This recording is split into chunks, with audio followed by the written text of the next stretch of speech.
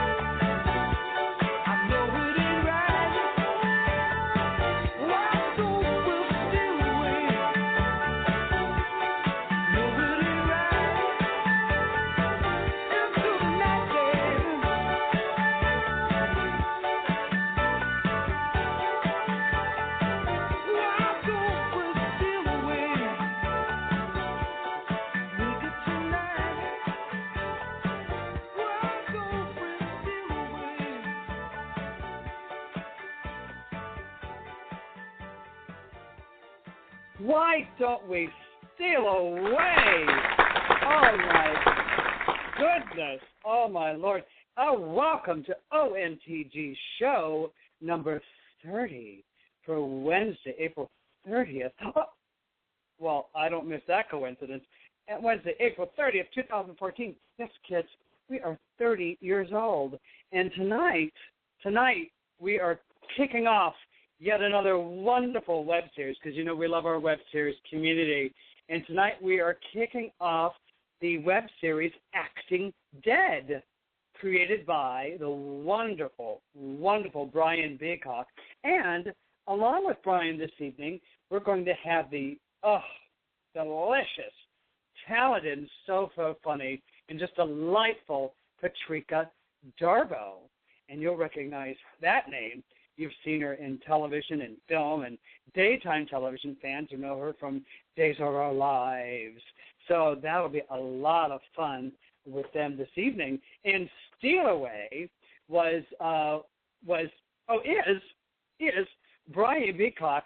He didn't know this because not a lot of people know this. This is one of his favorite old school songs. So I don't know if this is going to cause him any kind of embarrassment, but, you know, He let me know this little tidbit, so I thought I'd steal away and share a little bit of Robbie Dupree at the top of the show. But kids, you know, on the show tonight, we are thrilled to death, literally, as I said, to celebrate the launch of a brand new web series. We love our web series community. It's not a comedy. It's a zombedy, Acting Dead. Yes, we'll be picking the brains of the series creator, Brian Beacock, here in just a little bit, and Patrika Darbo, and we're going to see just how they plan on keeping Acting Dead alive and kicking on the interwebs.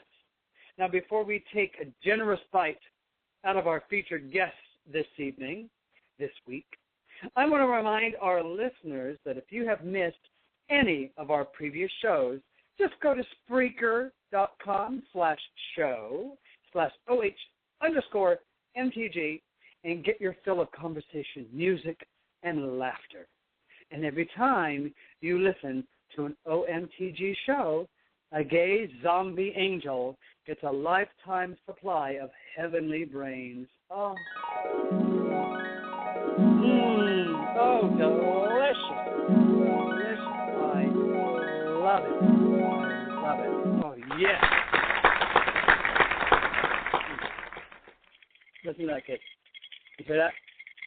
I hope you can hear that. That's a fresh zombetini. A zombetini. Yes. Let's take a look at it. It's deadly. It's wonderful. It's deadly wonderful. They were serving these up at the Acting Dead premiere, which was at the Federal in North Hollywood, California, kid. The North Hollywood, California, at the Federal. Yes, a wonderful, wonderful restaurant/bar. It's got 2 levels, and on the second level is this wonderful additional performance and entertainment space. Like, I've seen some cabaret shows up there, and it was great. A great space, actually, to hold a premiere for this wonderful new web series.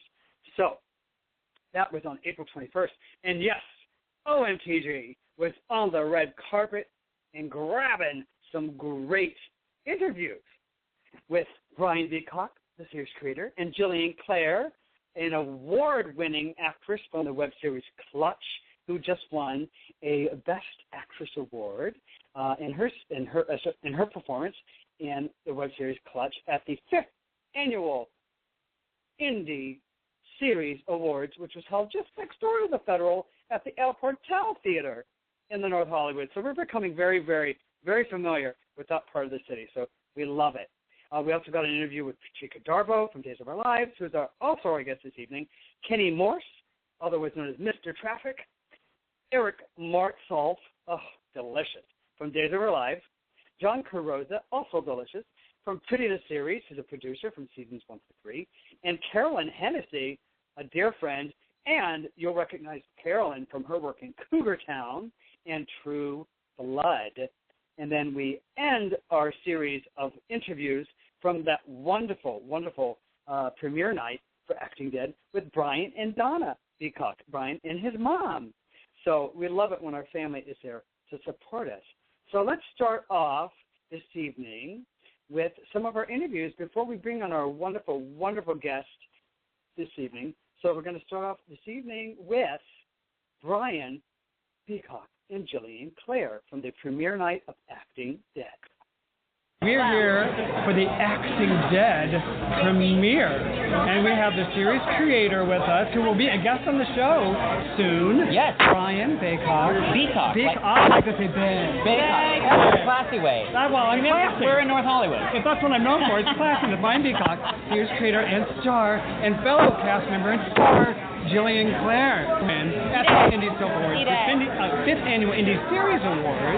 Yes, and after she won her award, Brian, guess what? She's now not joining us for our show that we're going to have. I have class. Is that right? Yeah. She says she has class. I said, I'm starting to doubt whether you have class or not. Whether you have class or not. I'm just saying. So now tell us a little bit about the journey that got you here this evening. Well, we started. No. Okay. No, really. Started writing the show, I guess, last April. Why are you looking at Jillian? I'm trying to remember. My mind is much. You know what I'm saying? Jillian is your muse. That's right. Oh, that's right. Well, she's gorgeous. The show was really fast tracked. It was written very quickly. We cast it very quickly. We put our team together. We did an Indiegogo campaign to get a little bit of money. We financed the rest ourselves. We shot it, and then Christmas happened, and it essentially it died. Christmas happened. Don't you hate that? Oh, why does Christmas? Santa ruins everything. Santa, stay up north. Yes. And then basically we picked back up in January with post-production. We've been in that leading up to this. So it's been really, really quick. How long was post-production? Too long. This was about 2.5, 3 months. Translate that, kids, and it cost a lot of money. It did cost a lot of money. It cost too much money. A lot of late nights. Yeah, late nights. Trying to make money. Well, thank you, guys. Thank you. Thank you. I'm looking forward to having you on the show. And maybe sometime Jillian will also honor us with her presence. We'll accommodate your schedule, Jillian. No, problem. I'll come on the show for the series finale. Or for the season finale. Ooh, the season. See, it's not not even series better. finale. The season finale, because we want this. We want to be acting dead for quite a while. Thank you. Yes. So congrats, guys. Let's have fun. Let's go to the bar. All right. Okay, last one gets starts to pay. Okay, kids, now that was Jillian Clare, a series regular on Acting Dead, and the series creator Brian Beacock, who will be on shortly as our featured guest this evening. And now, that audio, I know it's not spectacular, kids, but, I am using my Malibu Barbie on the red carpet collection microphone. Next week, when I get an extra $1 in the show budget, well, we're gonna beef it up. We're gonna beef it up. So don't you worry. Just hold on, kids. Hold on. Stay with us. But it sounds really, really on the red carpet-ish, doesn't it? Lots of ambient noise in the background with the crowd. It was a really great turnout that evening. It was a lot of fun. Now, our next interview is also a featured guest this evening, the wonderful, talented, and just, you look at this woman, you have to smile. She makes you smile. She's got the best giggle ever on the face of the planet. Here is Patrika Darbo. This is Days of Our Lives. Thank you. DOOL, Days of Our Lives. Days of Our Lives. I had a cocktail. It's so funny. How did you get involved with Acting Dead? Well, you know what? I did misbehave for Susan, and she was kind enough to ask me if I'd be a part of this, and I just adore her, and the script was funny, and such a tongue-in-cheek and everything going on, so I had to be a part of it. So. And Susan does her NVPR. She's doing the big PR. You know what? Tonight's event. She is unbelievable with how she puts things together. And I love Brian's writing, and he's got his finger right on the pulse of the business. So he's got his fingers in a few other places. I know. Did you see him earlier? I'm just saying, watch him on that red carpet. He's a devil. I did too. This is not your first web series that you mentioned. No, I did. You're becoming the queen. I am becoming. You know what? I mentor a lot of young actors and actresses, and I always say to them, there are small parts, but if you use that small part to lead to the next part, to lead to the next part. So every time I'm doing something, it's because somebody asks me to do it, and it just is another chance for my face and my name to be out there, and hopefully I'm doing good work, and somebody else will ask me to be a part of it again. I'm going to say tonight, you did do great work. You play in the show. You play Miss Agent. Brian Beacock is the main character. He's having a bad time. Not your best client. Not my best client, but I mean, I think that I tried to do a caricature, I guess, really, and keep her real of a lot of agents that I've had and other people. Do you hear from experience? You know what? We all have those, like, you're too heavy, you're too thin, you're too young, you're too old. You've got blonde hair, we want black hair. You've got black hair, we want blonde hair. And it's going, you know what? I'm an actor. I can do whatever you ask me to do. I took a lot of training in school to do what you want me to do. So, but you know what? Our business is not the same as it was even 5 years ago.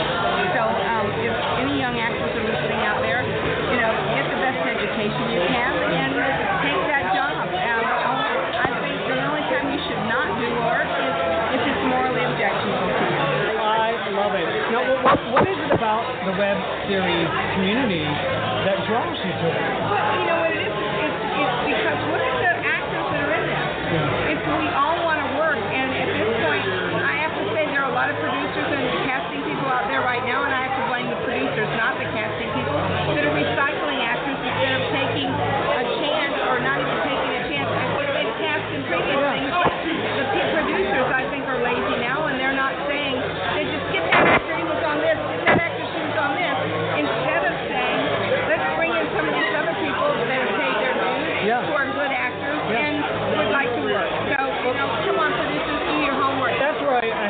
turn the tables a little bit and say kudos to you, because you found a great amount of your success you have found on daytime television. On daytime television. You know, it's interesting because I started on daytime television in 1998. A lot of kids grew up with me on Step by Step and Growing Pains and all the Seinfelds and all that stuff. But Days of Our Lives is a daytime with Steve. This is a nighttime show. Yeah. But people still watch them. They love them. They enjoy them. They embrace their characters. Yeah. And so no matter how many there were before, and there's still only, 4 or 5 left. I know. And what I want to add to that is that what I've noticed, and I was mentioning in the conversation earlier, a lot of daytime actors have been so supportive of the web community, as a community of web series, of us being able to really make some progress, is because you've been great mentors for us, and you've embraced us so much, and you've come and you played in our sandbox. We want to, and I think it's basically, a lot of times people don't ask. We as actors are a community, and we all want to work. Yeah. If you ask us, we're there. I just think you need to work. You need to be out there. You need to keep. This is our instrument. You are so lovely, and thank you. Thank you for being a doer. Thank you for asking me stuff like that. My pleasure. That was my pleasure. Oh, Patrika Darbo is so lovely, and you will enjoy her this evening. She is. She's an actor's actor, and she is just really a wonderful, gracious part of our community. And I love sharing that side of Hollywood, because, so many times, actors get portrayed as very, very selfish and just kind of, loud and kind of obnoxious people. There are as many, if not more, people who are truly artists, creatives, actors, who love to give back as much as they love gaining from the work that they do. And Patrika is definitely one of those. She is a real giver, and she loves to be a mentor for other actors. And speaking of wonderful mentors, here's a dear, dear friend, Mr. Kenny Morse, Mr. Traffic here in Los Angeles. And here's Kenny's interview at the Acting Dead premiere and his participation and how he got involved. Kenny Morris, reason for living is to see you, Michael Taylor Gray. My favorite person this whole night. I'm not going to hear any more interviews. We're here at the Acting Dead premiere. That was lovely what you said, and I feel the same way. So now tell me, Kenny, how did you get involved with Acting Dead? Brian has been a friend of mine for 900 years. Brian Beacock, the creator of the show. About 3 years before I knew you. And when they were shooting, they said, I've got a perfect part for you. It's the part of Mr. Traffic. And since I just happened to be Mr. Traffic. Look up MrTraffic.com and go to the photo section. And so they asked me to play Mr. Traffic in one of the scenes in the upcoming Acting Dead episode. Now, you excited about, is this your first web series premiere, your first ever web series? First web series premiere, not my first web series, but the first time they've ever been able to pull it together to have a premiere. Well, that's, things, I've been a part of the series, pretty, and over the last 5 years, things have really grown, and so we're seeing that everybody's really stepping it up. You have to. Tonight is just yet another example of that. You just can't take your camera and start, let's put on a web series. Hey, Mom, I got a barn, and my aunt can make costumes. Oh, Not anymore. Yeah, nobody can create magic like that. No, yeah, you really have to step up your game. So, really looking forward to seeing the quality. I can't wait to see it, and I'm thrilled to see you. I'm thrilled to see you. Now, that was Kenny Morse. Look for him in an upcoming episode of Acting Dead. He is just lovely. What a wonderful, wonderful man. And next up, we have a young man. I'll call him a young man. He is a father. He's married with children. And when you look at him, you will definitely say, oh, Daddy. Oh, is he delicious. Eric Martzov, also from Days of Our Lives, who has a wonderful, wonderful, wonderful guest star part in the series premiere of Acting Dead. Let's talk to Eric. My name is Eric Martzov, and I'm here because Brian Beacock is an awesome guy. He is wonderful. Brian Beacock is the series creator, so that's how you got to connect. Well, he should be a household name by now. His town is not always fair, For instance, I work with many people that probably shouldn't be household names. Oh, Hunter, right? And tonight in this room, But it there catches is a up lot with of you. talent. Yes, it does. catches up with you. Talent will sustain you. I always say, it's misleading, but talent will sustain If you you. got the goods, Absolutely. you will persist and you will stick around. And thank God, Hollywood Passion saved you a lot of time and effort and money going to law school.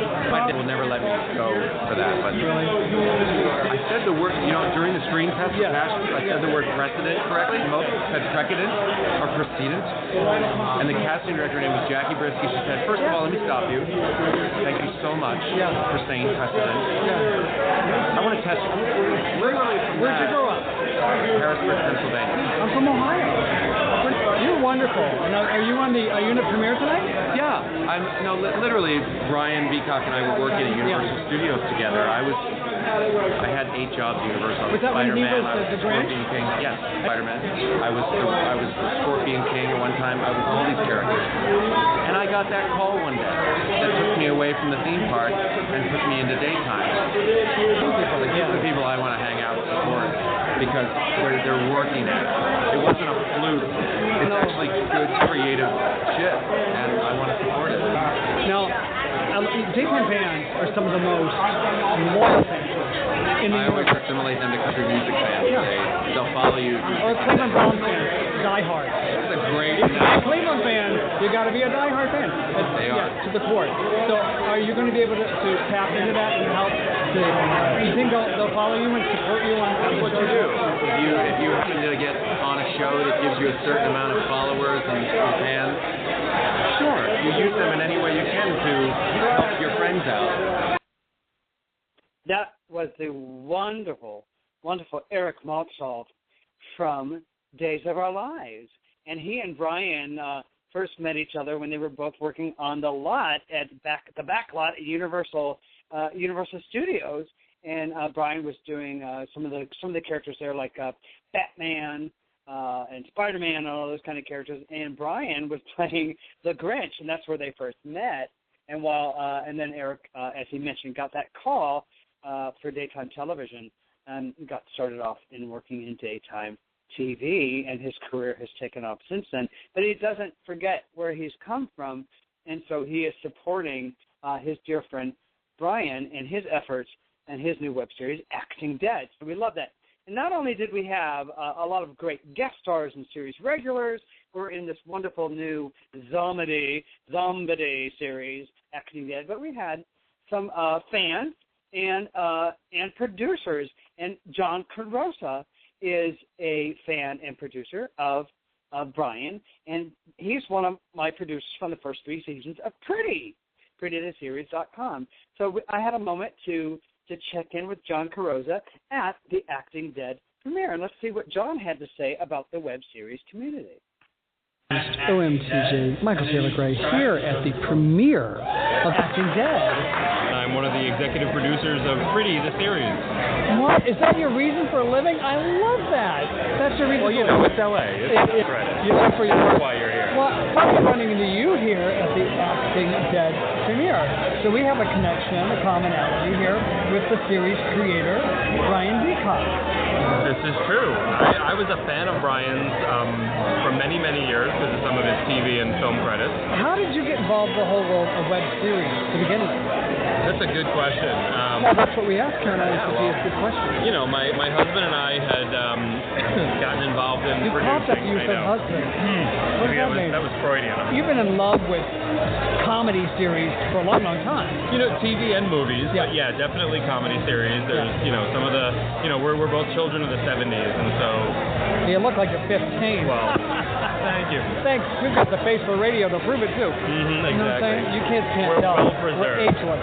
It's L.A. Every gay man in L.A. looks younger than he is. Yeah. Here you are tonight at the Acting Dead premiere. So what is it that you think of, what is it about the world of web series that you think is so exciting? What draws you to it? Well, it really reduces the barriers to entry.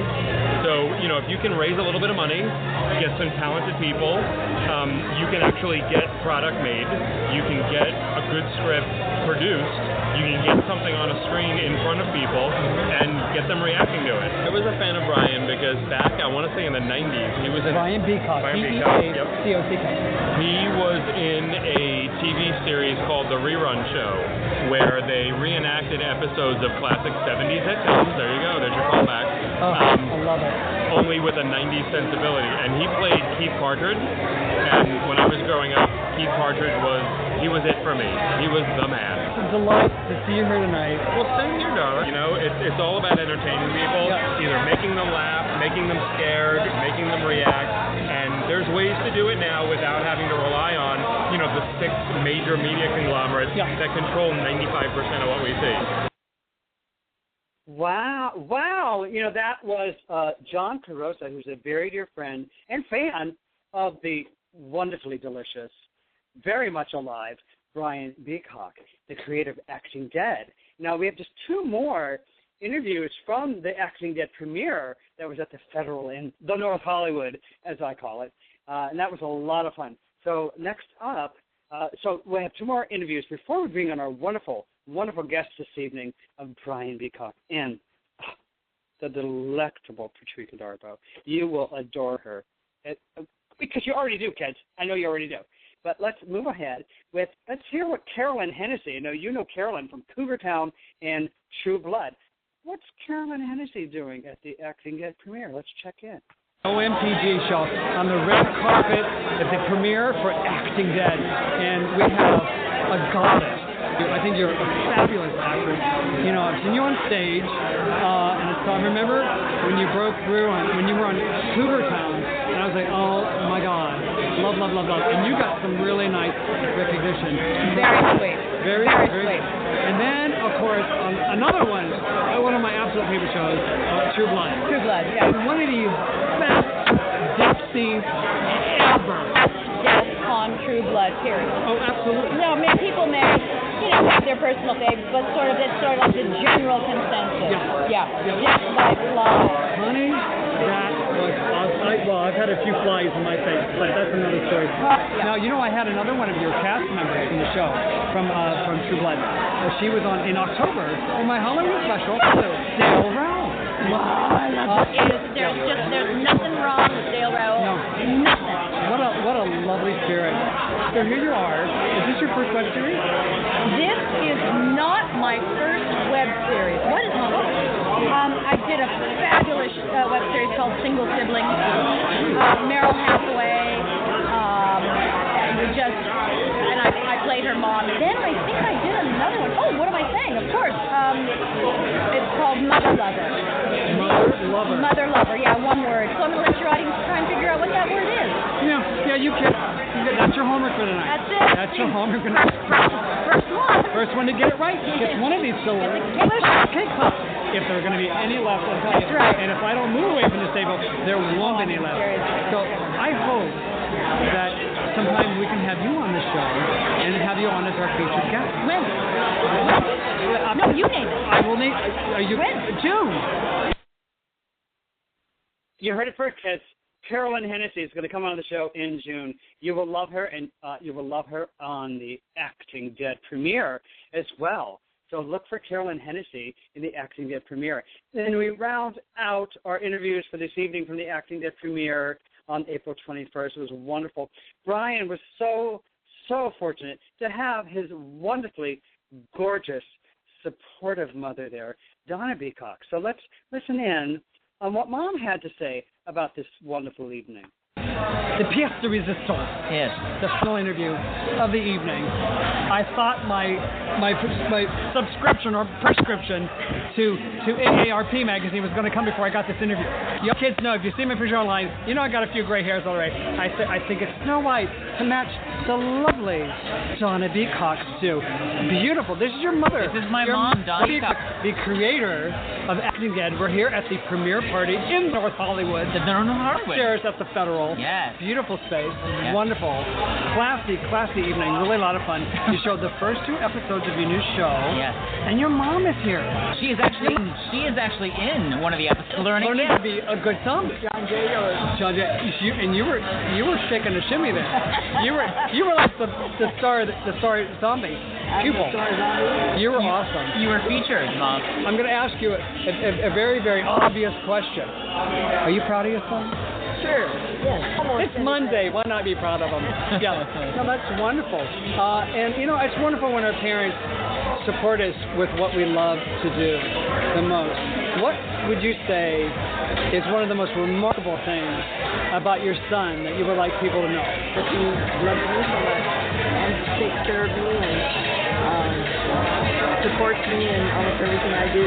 Yeah, we are buddies. We've gone to Europe 5 times together. That's wonderful, and I love seeing that kind of relationship. Because my mom is back in Ohio, and here I am in California. Yeah. And I don't get to hang out with her like you guys do. Yeah. And so I envy you the time that you have together and the love and the connection that you have. Yeah. We text each other all the time. Yeah. Oh my God. My mom is crazy with the texting? the technology. As they Wow. say. She had a TiVo, an iPad, computer. Yeah, the whole deal. My parents use a carrier pigeon to send me messages. I think they still have a rotary phone. Mom has always been very artistic. She's a doll maker, cloth doll maker. She actually had one of her dolls on the White House tree in the Blue Room years ago. That's fantastic. And so she's always been very creative. And what tree? Who was presidency was that? That was Bush at that time. I think it was, right? The first Bush or the second? And I made It might have been the first. I think it was the first. What was the doll? It was Paul Revere. The British are coming. The British are coming. Yeah. Lantern set the tree on fire. Nice. But, yeah. Did you catch the tree on fire?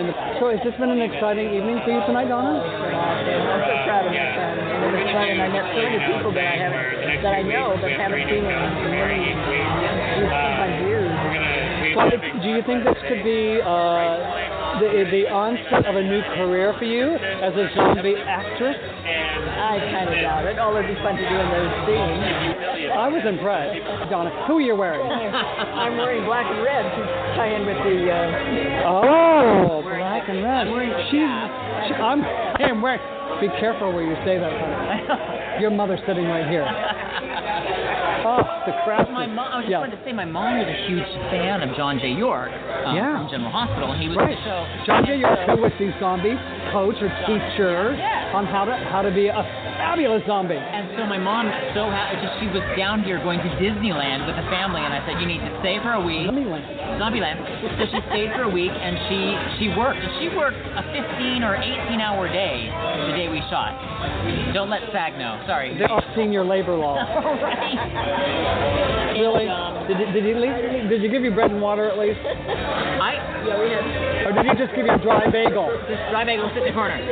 But she worked really hard, and she came back the next day to see another day shooting. She wanted to stay, and she just loved it. She loved it. She's great. Well, I think it's wonderful. Now, in the world of web series, creating your own show. Right. So, how does it feel? It's great. It's different. It's different than just going and showing up somewhere and acting for someone else. It's different to be the guy behind the wheel. Yeah. It's a lot of pressure. It's a lot of stress. It's great. It's very rewarding. A lot of work. It's a lot of work. But now, were you able to? We'll talk about this more when we have you on the show. Right. Because we don't want to give all the juicy stuff away. Right. Was it a challenge to keep your focus in those different roles? Because you're not coming to it just as an actor in this show. Right. I think it was less a challenge to keep my focus than it was more of a challenge to ever enjoy. Wow. And that's probably who I am more as a person in general. Like, I will enjoy this night probably in a couple days. I hope to see you in season 2. Yes, done. And at the season 2 premiere. And we look forward to seeing a lot more from you and hearing more from you on OMTG. Stay tuned, kids. Oh my goodness! Could it? Oh my God, Brian and Patrika, welcome to the show. Hello. Hello. Hi, kids. Hello. Hello. Hello. Oh, you guys. Oh my God. Now you have to forgive me because I was using my Malibu Barbie on the red carpet microphone for that interview series. So, yeah. Well, it was so darn loud in the room too. It was loud in the room. Yeah, and we got interview bombed how many times? How many times? It's really true. I know. I know, but wow. Ladies and gentlemen, Brian Beacock and Patrika Darbo. Honey, we spare every expense here tonight. That is our studio audience. Aren't they lovely? That's a wonderful smattering. They're a smattering of applause. Once again, ladies and gentlemen. Thank you. Oh, you're welcome. We're so thrilled to have you on this evening. And it was fun to start off the show with all of these wonderful interviews that we were going to do for the opening, for the premiere there at the Federal in North Hollywood. And Brian, with that interview with your mom, you might have, when you said North Hollywood, you had a little trouble pronouncing the words. I don't know if you noticed that. I don't remember that, but I didn't. You have to go back drink a lot. It was very Red Skelton. You'll love it. It was very Foster Brooks, I guess. Foster Brooks, yeah. And in that honor, hear this?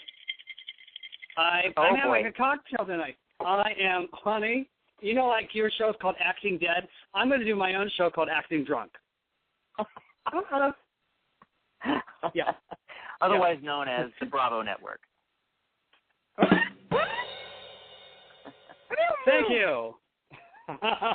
We'll be here all week. Now, you know, when I bring on my featured guests, I always like to set them appropriately. So let's remind our studio audience and those out there in the ether, in the world around us, just who these wonderful, wonderful people are we have on the show tonight. Brian Beacock is an actor, writer, producer, and musician from the San Francisco Bay Area. After completing the national tour of Les Miserables, he moved to Los Angeles, where he created a diverse career, including voiceovers for more than 30 cartoon series and video games. Television appearances include Imagination Movers, Kath and Kim, CSI, Passions, NBC's The Rerun Show. Films include Mulholland Drive, Buying the Cow, or otherwise known as My First Boyfriend, Globe Hunters, and Circuit. Brian has been a featured performer at the world-famous Roxy on the Sunset Strip, PS 122 in New York City, and as a featured musical guest on The Conan O'Brien Show and The Tonight Show with Jay Leno. Theater credits include the West Coast premiere of Elegies, When Pigs Fly, Pageant. We've both done those shows, Brian. I love that. The Last Hairdresser, Naked Boys Singing, and the insane 35-character one-man show, Fully Committed. He and his work have been featured in the New York Times, U.S. Magazine, People Magazine, TV Guide, Rolling Stone, Backstage West, LA Times, LA Weekly, USA Today, Daily Variety, and Entertainment Weekly. Sorry, kids, I need to take a drink. That was a lot of words. A lot of words. Okay, yeah. That's a lot of words. Patrika Darbo, ladies and gentlemen. By 1991, Ms. Darbo had been featured in numerous stage, film, and television credits. And in that same year, she played one of her most memorable comedic roles in Daddy's Dying, Who's Got the Will, written by Del Shores, a mutual friend of ours. Darbo, I'm going to call you Darbo tonight. Darbo, like Darbo Speaks, Darbo appeared as Penny Baker on Step by Step.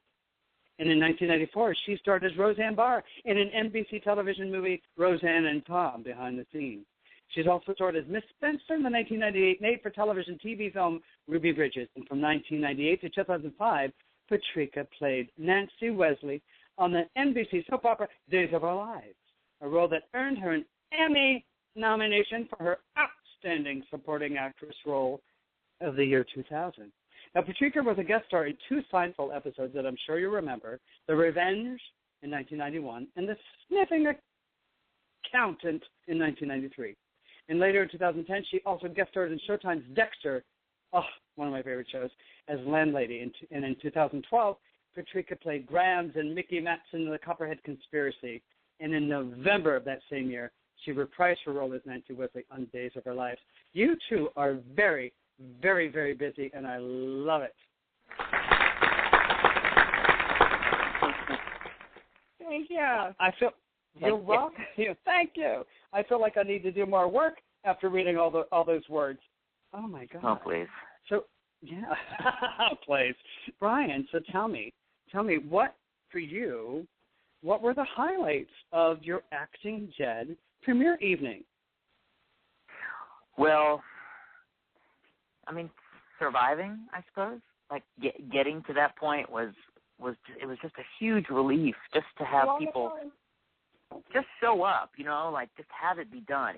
It's literally been nonstop with the exception of, I took 3 weeks off to go to Europe in November after we wrapped the show.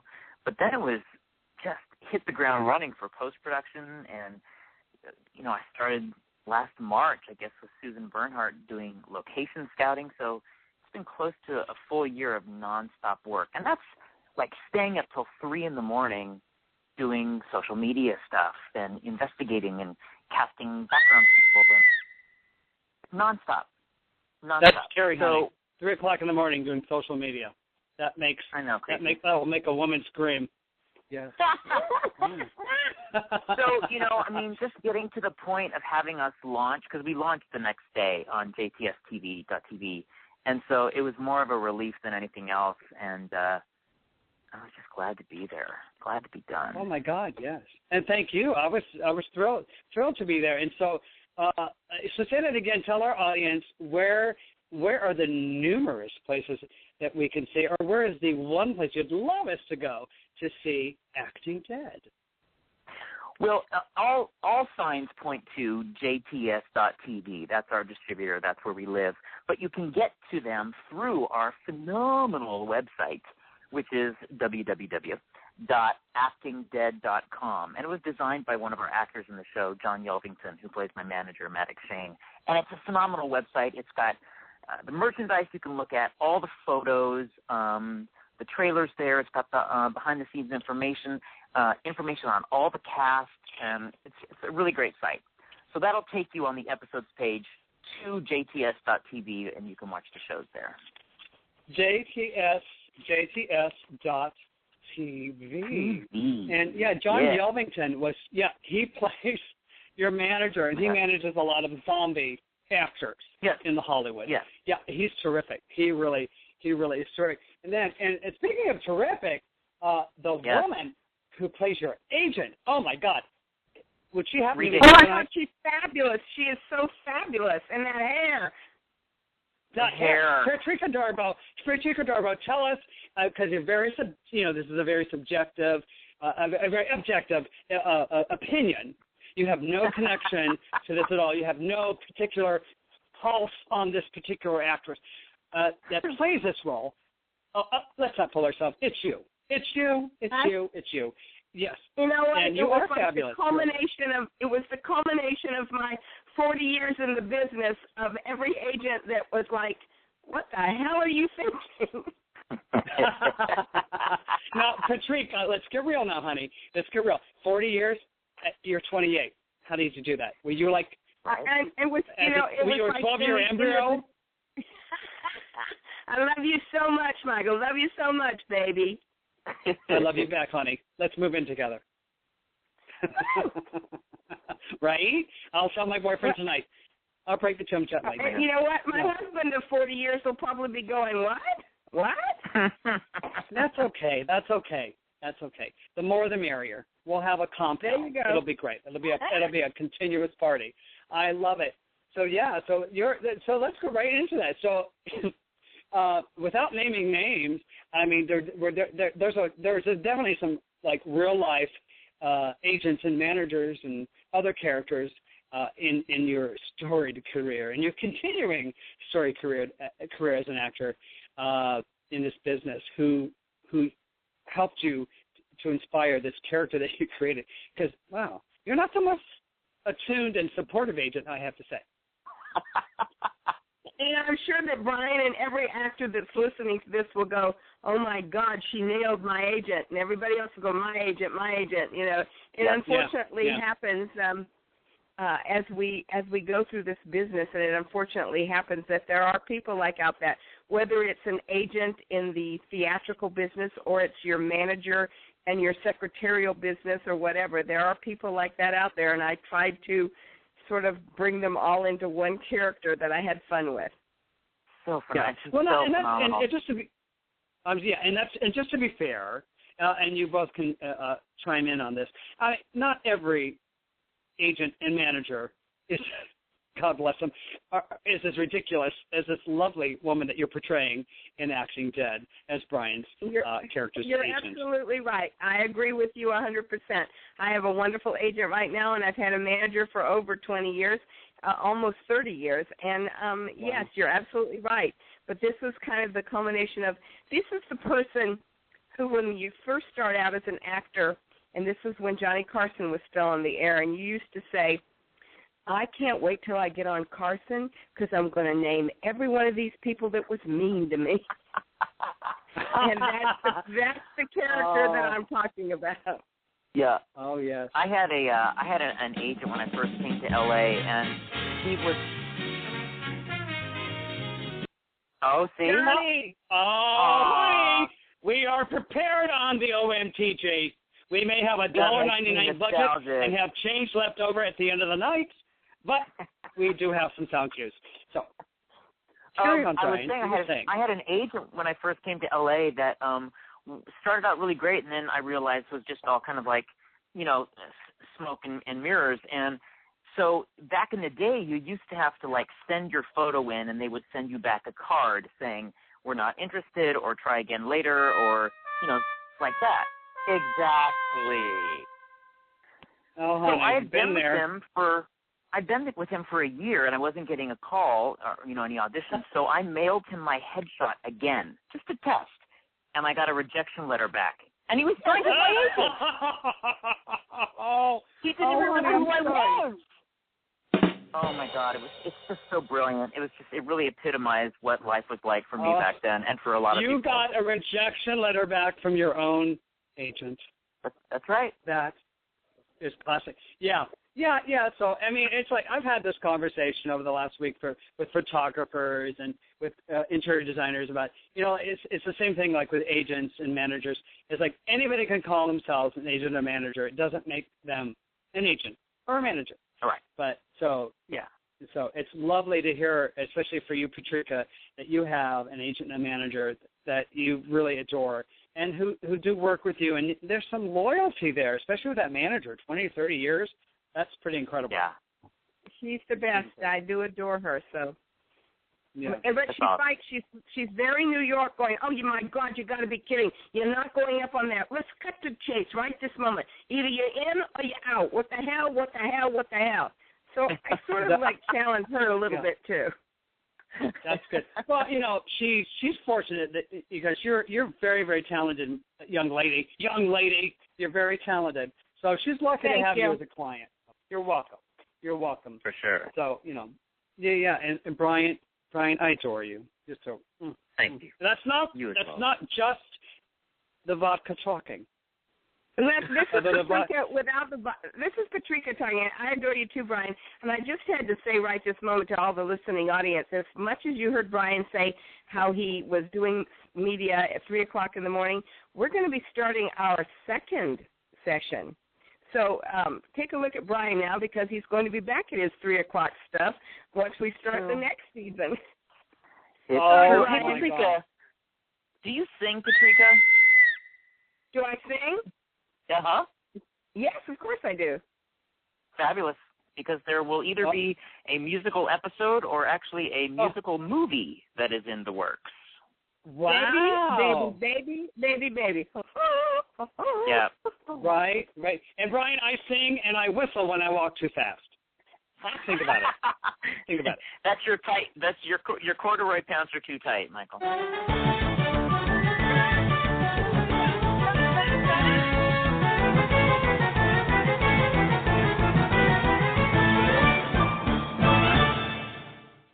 I feel like I should be my corduroy plates. Not the good China, though. Not the good China. Please. Yes. Now, Brian Beacock, or as I called you earlier on in the evening on the red carpet, Beacock, because I wanted to give it a little bit of a, chichi fon kind of twist. But you correct me. Yeah, we're not fancy here. I know. We're fancy, but you are fancy. But you're fancy on the inside. And that's okay. I love it. So, now, Brian, what was your inspiration for the show, and how long did it take you to go from the sparkle of a creative moment to your premiere night? Well, just the idea was I knew I wanted to do something with my producer, Susan Bernhardt. We had worked on individual web series beforehand. She had produced Misbehave, and I had done McCracken Live, and we knew we wanted to work together. And I like zombies. I like horror, but I also love comedy like 30 Rock, Arrested Development, Parks and Rec. And I just decided that I wanted to maybe combine the two things together, to do a zombie series that was a little bit bizarre and a different take, not so much blood and guts, but everyday normal people living in L.A. who happen to be actors, of course, because if you're in L.A., you're an actor, who happen to be zombies going out on auditions to play zombies. That basically was the germ of the idea, and it kind of like snowballed from there. And I got really excited about it and had all these different sub-stories, and, you know, everyone in the world is going to, in this realized world, is going to be kind of horrible, you know, except the lead protagonist, Tate Blodgett, my character. Because that's a funny way to go, too, to have kind of like an everyman who kind of gets crapped on, you know. It's a conceit that we all relate to. Exactly. So that was the idea, and then... Well, he just got crapped on. Yes, I mean, you have to blame yourself for that. Me. Oh, my God. But it went really fast because, you know, we're looking towards Christmas. If we're in March, you have to think about how long it takes for pre-production, casting, securing locations, getting funding, and getting your crew. And it turns out we shot in October. Now, let me tell you, that's the worst time to shoot a zombie show because all your makeup people are working either at Comic-Cons, Halloween parties, theme parks. It's impossible to get anyone. Yeah. And you can't shoot later. You can't shoot into November or December because so it was a really bizarre, quick thing. So basically from March to October we shot it, and then we kind of, you know, went into hibernation for November, December, and then post-production was from January through March. So it could have gone faster, but it still went pretty fast for my take. Crazy. Now, Patrika, now tell me, when did you get the call in this process, and how long did you have to think about it before you said, yes, I'll do it? Well, first of all, I had worked with Susan Bernhardt before, and I think she's a goddess myself, and I have watched that woman, you know, make, how can I put this? I make gold out of cow pies. She's amazing. And you know what, I would, you know, lay down a training for her. And then having her connections or her connecting me with Brian and reading the script, I was hysterical. And I said, I definitely want to be part of it. There was no hesitation. There was like, will you do it? Yes, I will. Give me the script. Oh, my God, thank God I said I would. And it's been a very, very pleasant ride. Honey, who doesn't like a pleasant ride? Okay? A pleasant ride, yeah. Right? Honey, yes. And Patrika and I got to work together. What's that? Mm-hmm. Well, I just want to give kudos to for our listeners. Day. What's that, dear? Patrika and I worked together the very first day of filming, so it was really nice to kind of like sit and do all our scenes and kind of like settle into the show. And we hadn't done tons of stuff together as actors before, so it was really nice to do that. And she's great to work with. So funny, so calm. She's just she's phenomenal. Back at you, baby. Well, I have to say I'd say that's a great first day for anybody because Patrika, you really are. You have and I was saying this early on in the show as I was introducing the clips from our interviews from our opening night premiere for Acting Dead.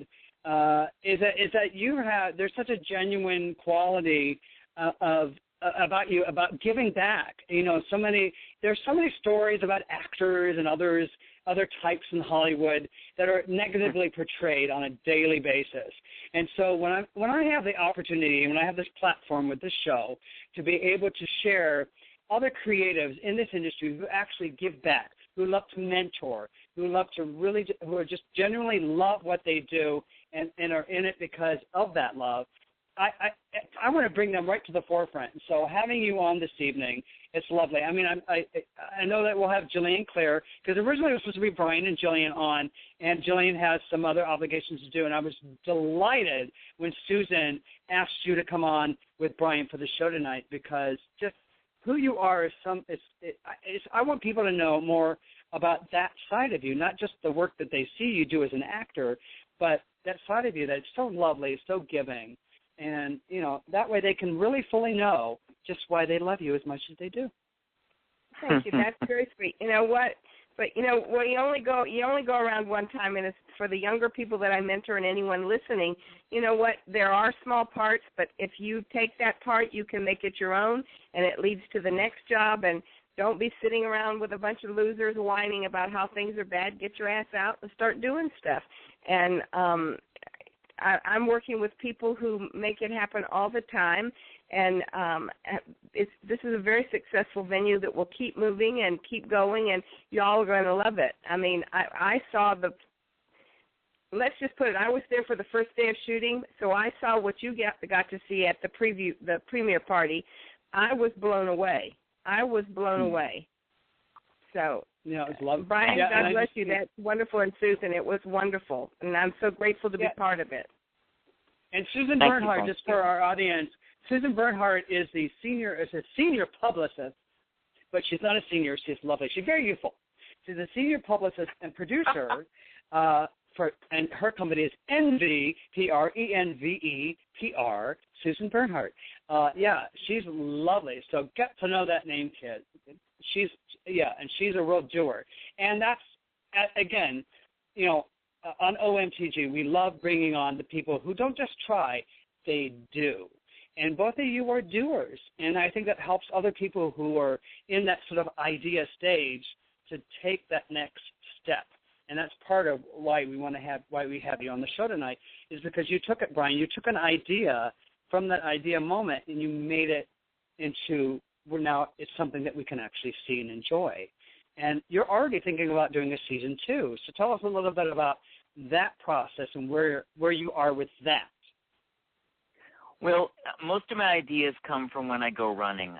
I'm a marathon runner, and I'm not very good, and I usually look like I'm being chased or I've been attacked. I mean, I'm not a graceful runner, but I get my ideas when I go for runs. So, the creative juices are always flowing, even if the financial input is not happening, and so I need a lot of money. But I've got 5 episodes already written in my head. Like I said, one of them will be a musical episode, or I will do a separate movie short, which is a musical. We're going to go to New York for a bit of it. There'll be some Times Square stuff. My character, Kate Blodgett, is going to achieve a lot of fame, and then, of course, probably have a little bit of the fall. There'll be some theater involved, of course, because we're going to New York. I'm really excited about it, and of course I'm bringing everyone back, and hopefully some new folks as well.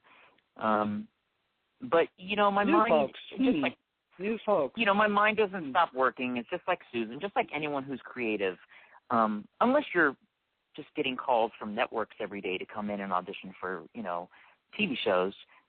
If you're like me, you're creating your own work, so you can't stop. You really can't stop because someone else is out there doing. So if you're not doing every day, you're going to get passed up. So it's just a choice that you got to make, and that's the choice I make, is to always be working because I enjoy it. You know what, and I have to come in there too. I think that people have to realize that the business that's today is not the business that was 5 years ago, 10 years ago.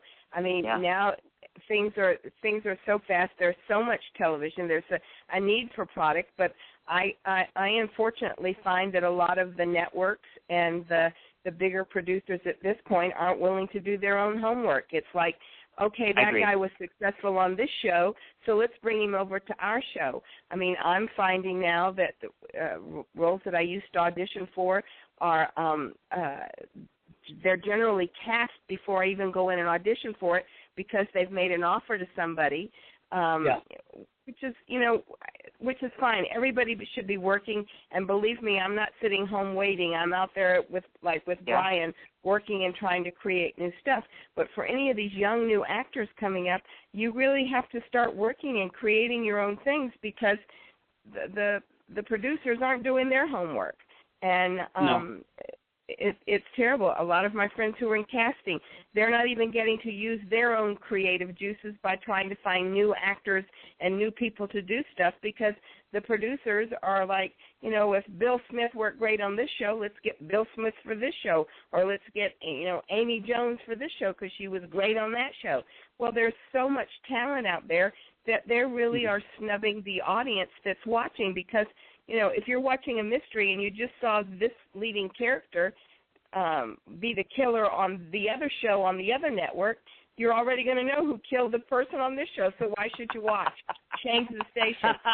And I think it's disrespectful. It's disrespectful to the audience. Well, you know, I dub you Patrika Darbo. I dub you the OMTG Sage. Right. You're the sage. Well, you know, Patrika. No, you're right. If you look at Patrika's IMDb page, which I looked at today, and she's done a million things. I have. Oh yeah. A million and one. Yes. And yet she goes out and this is the key. She says yes. And that's the way to keep the wheels going and a way to keep yourself out there. A friend of mine, Joel Zwick, who directed My Big Fat Greek Wedding, and he did Step It Up on Disney and stuff, and I did a play with him that he was directing, and we had lunch one day, and he's been around forever, achieved great success, and he says to me, you know what, Brian? I say yes to everything. He says, because you just never know where it's going to lead.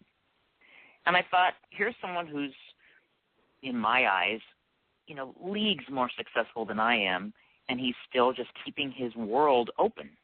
And I just think it's a great way to be in this town with his career. You know, you just never know. You never know what's going to happen. Well, you know, let me pause just for a moment, Brian. I wouldn't say that he's leagues more successful than you are, because I look at you just on a human level. I see you as a very, very successful person. Well, thank you. Because because I mean, there's a lot that you've created and that you've done and that you've given back and that you continue to do. And just because people get recognition at a certain level doesn't make them more successful. They've just had more recognizable moments, perhaps, on a more public scale. Yeah, I agree with you. I mean, and that's where, you know, that's where the luck of the draw continues. And, you know. Exactly. We have no control over that. So we just continue to do and create. And I said that, and that's one of the things I noted about Patrika in the interview that we did with my little Malibu Barbie on the red carpet collection microphone that I used for that particular event. Yeah, and where I said, you are, to me, Patrika, you are the embodiment of the number one rule of improv, yes and. You are all about yes and. And so, you know, and another person that reminds me a lot of that is Ed Harris. I went to Cal Arts. I got my master's there at Cal Arts. Oh, cool. And Ed is very much of that ilk. He's a yes-and person. He'll do anything and everything because, you know, we're creatives, and we should be open to that. And that's one of the most wonderful things I love about the web series community. It's all about, that's one of the most exciting aspects of being involved in this community. I just love it. So with that in mind, Brian and Patrika, I want to ask you both, who are your heroes? Who are your mentors? Because you both mentor other people, but who are your mentors who've helped to bring who help keep your will and determination fired up? Who are those people? Well, I'll tell you that mine, first of all, has passed, which was my stepdad. His name is Don Davidson. He was known as the biggest little man in baseball. He was only 4 foot. He was only 4'2". He was legally a midget. We called him Booby High at home. But my stepdad, who was in baseball with the Boston Braves, Milwaukee Braves, Atlanta Braves, he was with the Houston Astros when he passed. But he told me anything that I wanted, I could have. I just had to go for it, and never to let anyone else live my dreams or tell me I couldn't have my dreams. So he was the best, and that's what I tried to pass on to other people. That is wonderful. Oh, what a great story. I want to know more about that. Brian, I defer to you. Well, who is your hero? Who's your mentor or mentors who've really helped keep your will and determination fired up? Well, first of all, I can't ever top Booby High because that's the most brilliant thing I've ever heard in my life. Yeah. Well, good night, everybody. Good night. Thank you. It's been great. But no, obviously, my inspiration to do and to succeed in anything has always been my mom and my dad, of course, who's passed on. I do everything for my mom. She's involved in everything. She knows about everything. She supports me unconditionally. She's been a part of so many things in my career. I mean, Donna Beacock, ladies and gentlemen. Donna Beacock. Donna Beacock. And, with the most beautiful, when I did shocking white hair on the planet. Right?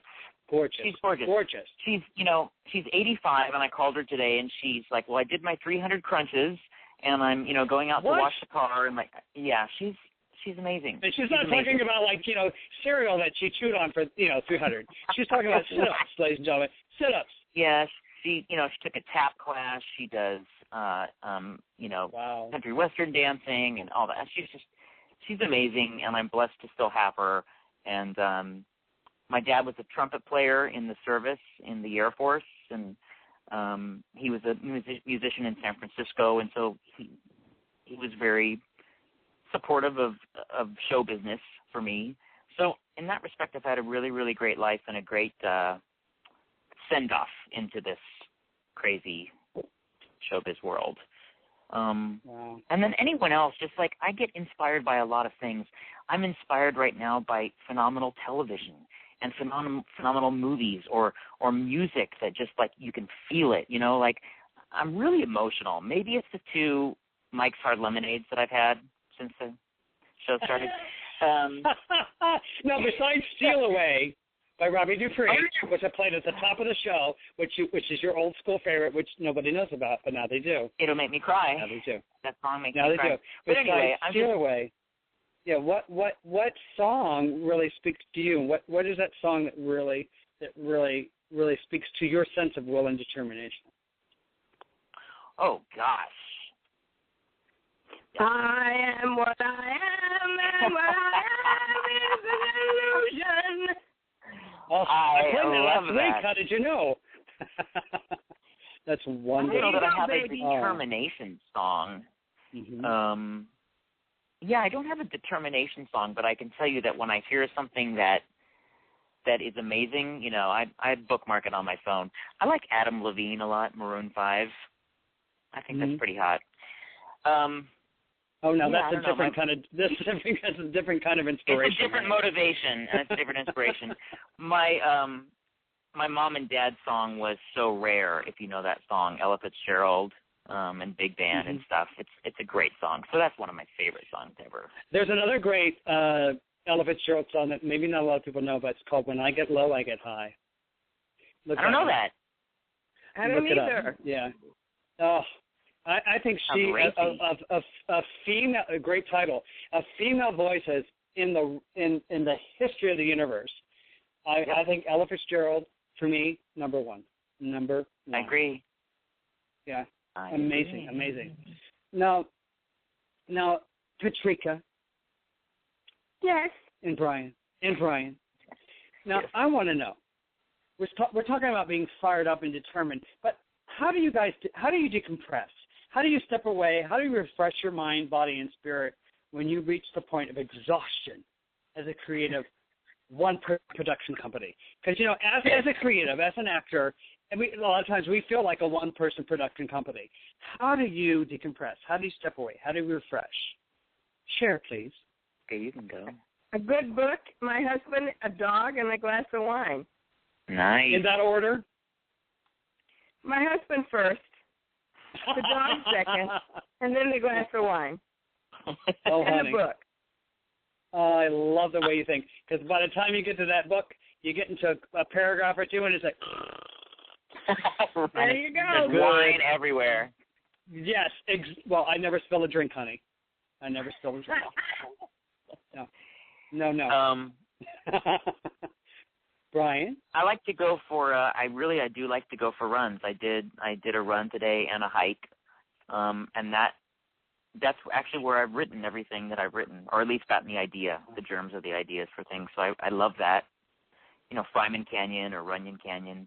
And then I like to travel. When you were running today, Brian, who was chasing you? Who was trying to kill you? What was going on? Because I know, as you said, when you run, it looks like somebody's chasing you and your life's about to end. So I'm telling you, I gained a little bit of weight during post-production, so I'm just waiting for someone to drive by and roll down their window and go, are you okay? When I'm running. Are you all right? Please. Can we call someone? So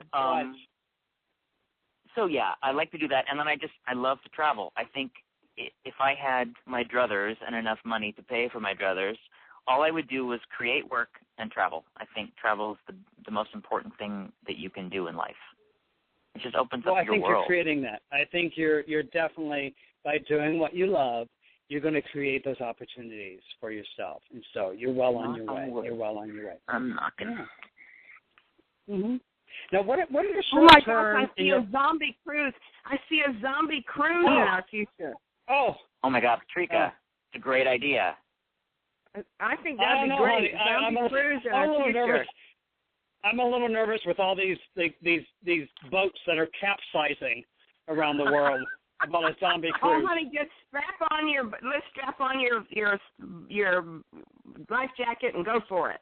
Don't sit around worrying about it. Go. Your death jacket and go for it. Yes. Just go for it. You heard about that ghost ship, right? That was, gosh, I can't remember where it was. Off the coast of China or whatever, but it was a ghost ship coming towards land filled with cannibalistic rats. About a month ago. It was brilliant. Oh, I can see now. I can see that zombie cruise now. I'm writing it down right now. There you go, babe. Zombie cruise. This is our eerie bunch of sound people together. Hear that, kids? Nice. Oh my God. That's the opening sequence of our zombie cruise. That's the opening number. We'll have to get Debbie Gibson to come perform on the zombie cruise.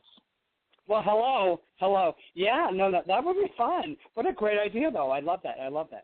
So, it's a great idea. God, we'll have to do that. Yeah. Now, Brian, what are your short-term and your long-term goals for Acting Dead?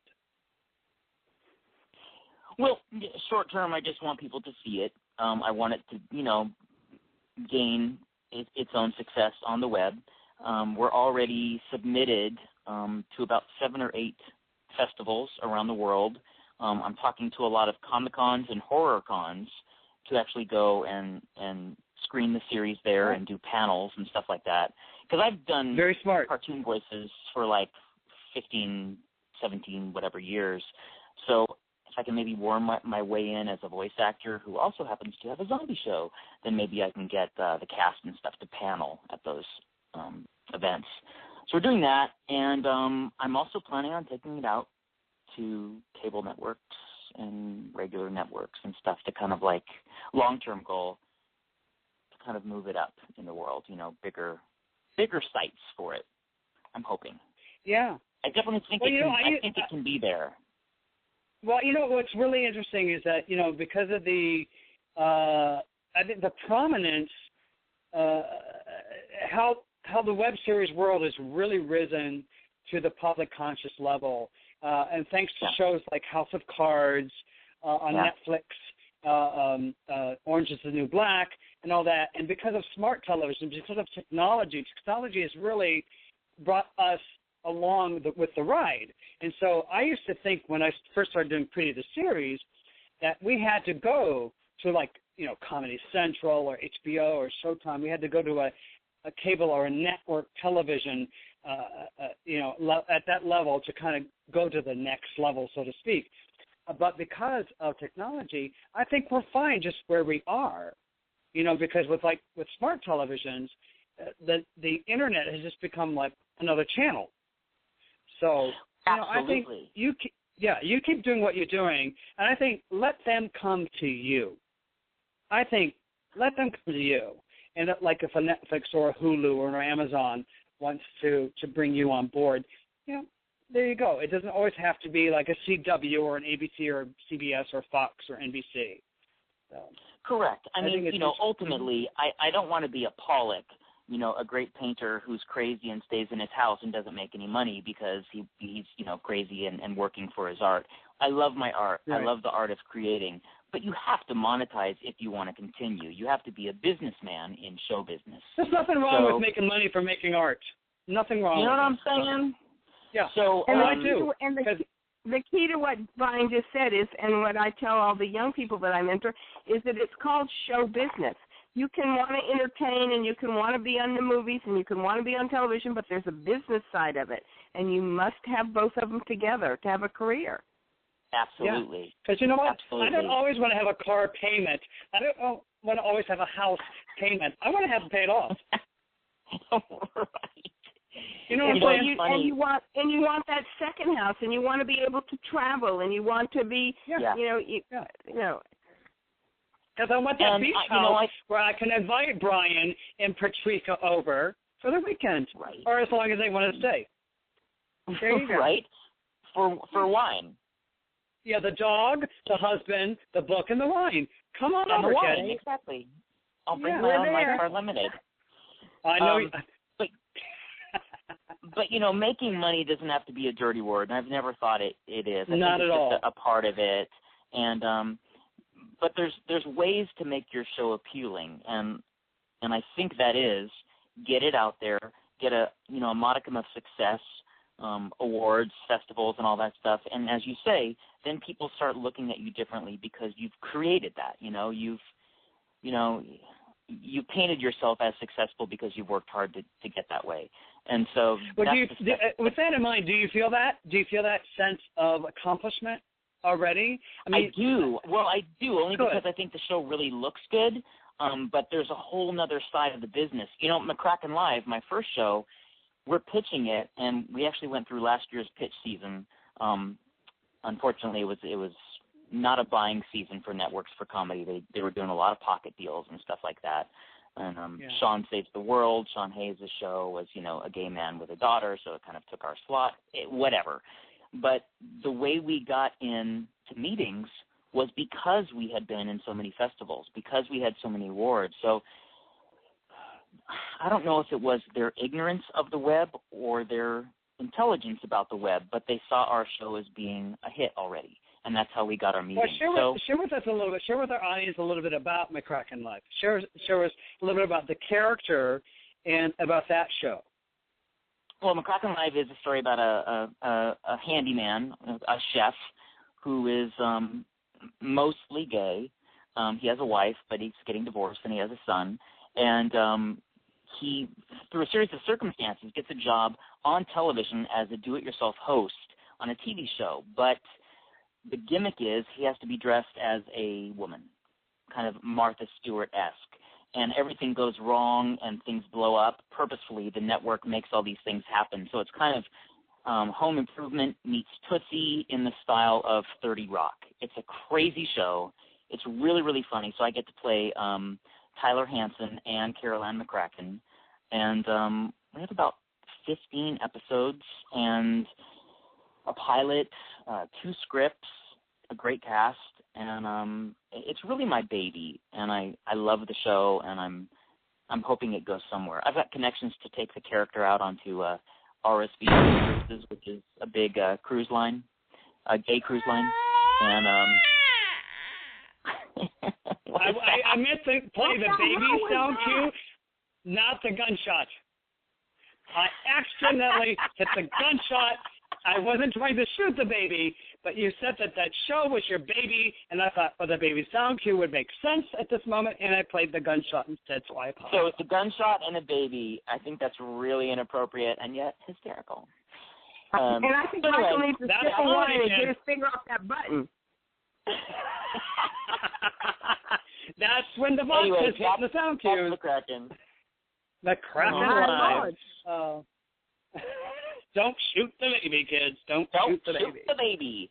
And you can see all those episodes at McCrackenLive.com. That site is still up while we're pitching and stuff. MC. But anyway, CRACKEN Live.com. LIVE.com.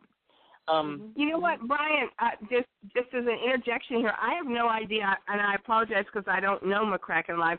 But just listening to what you're talking about there, and then having read in the trades that they want to do a Mrs. Doubtfire 2 now, even though the parallels are kind of far apart but yet close together, I would think that would be a real good pitch. I think so too. It's an interesting thing. I get more. What's the word I'm looking for? Hesitation from middlemen than I do from the people I should be talking to. Well, it's because everybody's scared of their jobs. Instead of being adventurous, they're terrified that if the other guy doesn't like it, do you like it? I don't know. Do I like it? I don't know. Do you like it? Well, if you like it, maybe then I like it. Well, I'm not really sure if I like it, but if you like it, maybe I like it. I mean, come on, people, grow a pair. Sorry. That's what I think you hit the nail on the head. I think you're absolutely right. Shoot the baby. Shoot the baby. Hashtag shoot the baby. Thank you. Yes. That's my next show. That's my next show. Yeah. You're absolutely right. My next show is called Shoot the Baby. McCracken lied, Acting Dead. There are places for it, multiple places for it, and it will find a home. It's we're happy where we are now because we're just starting, of course. But I'm going to push them until they're dead. Well, Acting Dead's already dead. Then they can have a job. Tell them you'll push them until they're dead, and then they can have a job. Exactly. Yeah. These shows are not going to live in a cardboard box for all their lives, kids. We're going to have that Malibu beach house.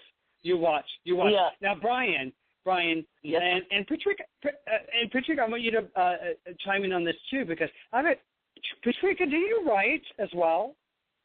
Yes. I had a feeling. Now, can you tell me? Can you share with us what Brian, in this experience, and I want Patrika to chime in as well. What was your writing process like for Acting Dead, and was there anything particularly challenging about writing for a web series, as opposed to some of the other kinds of writing that you've done in the past? McCracken was really, really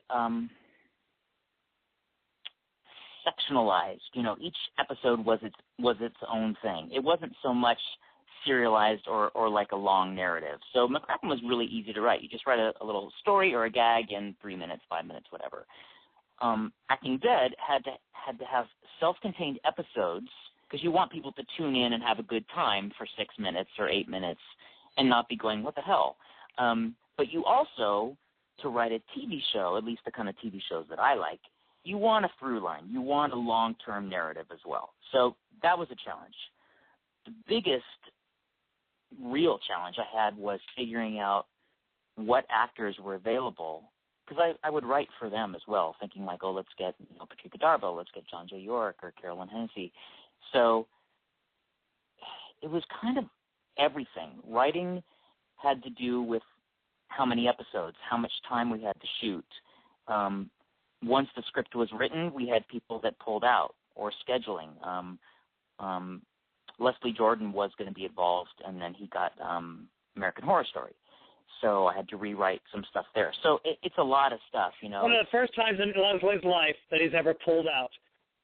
I don't know personally. Oh, my God. Oh, my I'm God. just saying. I certainly hope he's not listening. Well, I know Leslie. I've worked with Leslie. He's not known to pull phenomenal. out. Go ahead. But it was really fun. It was really fast. I think I wrote the show in a week. So it was fast. But I'm telling you, once I found the voices for these people, the individual voices and the kind of comedy and the style, I couldn't write fast enough. I was so excited. It was a really, really great time for me. Now, that's terrific because, Steve Silverman, because you did do a wonderful cameo on our third season of Pretty. Yes. As Carol McCracken, doing Annette Champagne was wonderful. And for the first season of Pretty, Steve Silverman wrote the entire first season in one night. So it's like he couldn't write it fast enough. Mm-hmm. It's pretty amazing when it comes to you like that. So Patrika, what kind of writing? what are you doing? Just tell us. First of all, I'm not on the same page or in the same category with Brian at this point. That would be presumptuous of me to say that. I have done a lot of writing, a number of scenes. A lot of times because for me, to do audition pieces or to do scenes with other actors, it was always difficult because I'm a type. I'm not your typical ingenue when I was younger, and there are not a lot of scenes or opportunities written for women of the Zoftic nature. Kind of, you either had to be 5'3" and 105 pounds or whatever. So I used to write my own scenes to work with a partner that were for me, that I could be who I was and show them that I had talent without, I could certainly act and do a part that was written for someone 5'3" and weighed 105 pounds, but I'm already having to work twice as hard to convince you as you're looking at it that that's who I am, or I can be that, if that makes any sense what I'm saying. Mm-hmm. We know what your type is. Let me tell in the world what your type is. It's called fabulous. That's what your type is. Thank you, baby. But you know what? In this, I live in the real world, and knowing the parameters that society and this business put around you. So I would try to create roles that would give people ideas that I could do X, Y, and Z, and do it dramatically, do it comedic, do it, everything. So you just give you a better opportunity. I've got several treatments that I'm working on right this moment, and hopefully they'll come about. Oh, knowing you, they will, dear. They will. Absolutely. So, Thank you. That's wonderful. Thank you both. So now, kids, we are ready for our Just the Tip segment. And how many times have we heard that? Mm-hmm. How many times? Sadly, never. Now, really? Oh, well, good for you. Well, Just the Tip is our where our featured guests, and tonight that's Brian Beacock and Patrika Darbo, and I, your host, MCG, will give you just enough info that you, our audience, just to get you started. Now, after all, we are entertainment prostitutes, not whores. We don't just give it away for free. There is a small shipping and handling charge. Now, our featured show tip this evening is 10 Essentials for Surviving the Zombie Apocalypse, a practical guide, written by John Horner Jacobs and posted on HuffingtonPost.com. Now, you may wonder, kids, to survive the zombie apocalypse, you're going to need a plan. Survival means you're going to have to accept the blue-collar ethos that the zombies embody. Time to roll up your sleeves, put on your best Mike Rowe face, and get ready to do some dirty work. In no particular order, here are the 10 essential items for surviving the zombie apocalypse. Patrika and Brian, are you ready? Yes. Okay. Now, you can agree or disagree.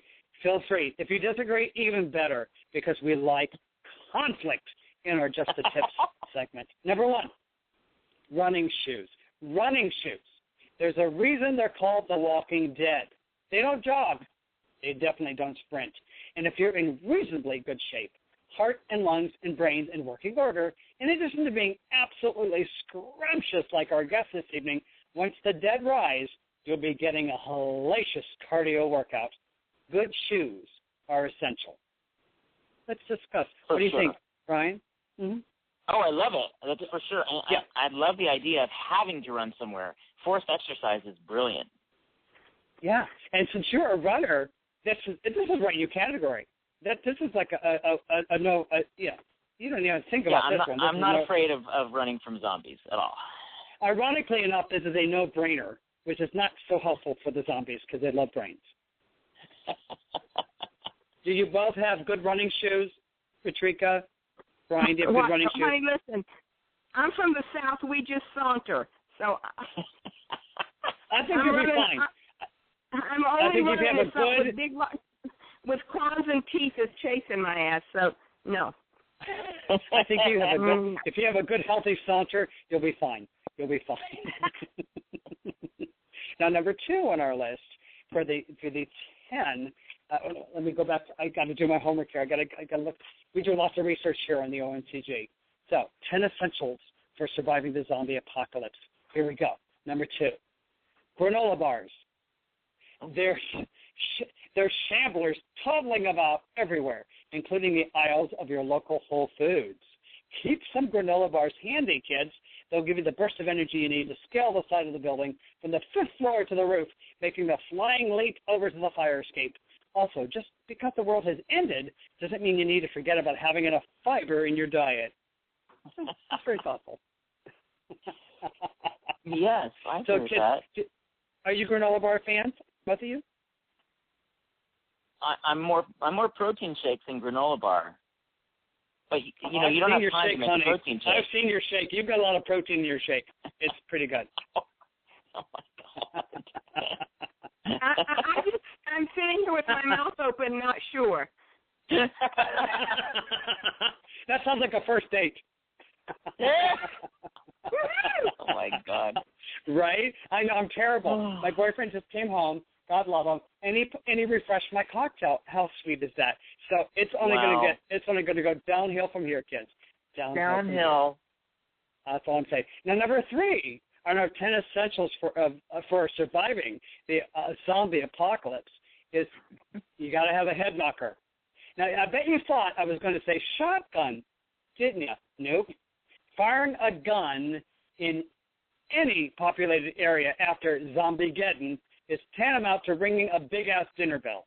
Now, what you need is a good old head knocker for up-close wet work, up-close and personal zombie disposal without drawing a crowd of shamblers. Head knockers come in a variety of shapes and sizes. You can find one in every garage, every toolbox in America. A hammer, a hatchet, a crowbar, a 2x4, a Louisville slugger. Destroy the brain and you're good to go. Big plus, relatively quiet and no need to reload. Thoughts? Thoughts, kids? Thoughts?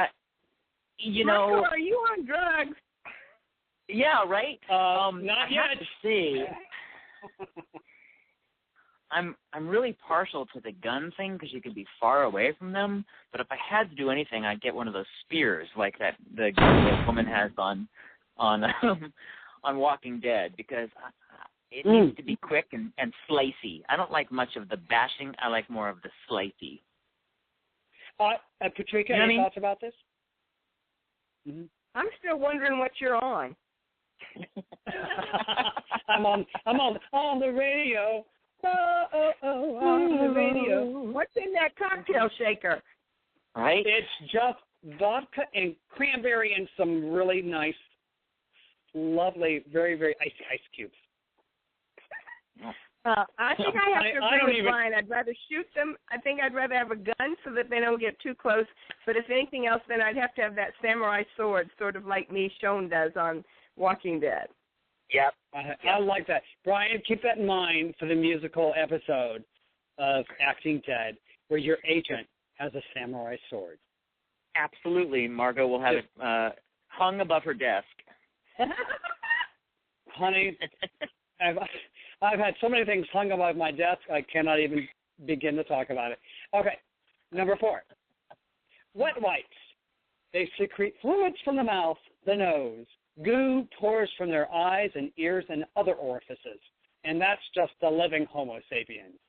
Zombies are a bajillion times worse and absolutely teeming with bacteria.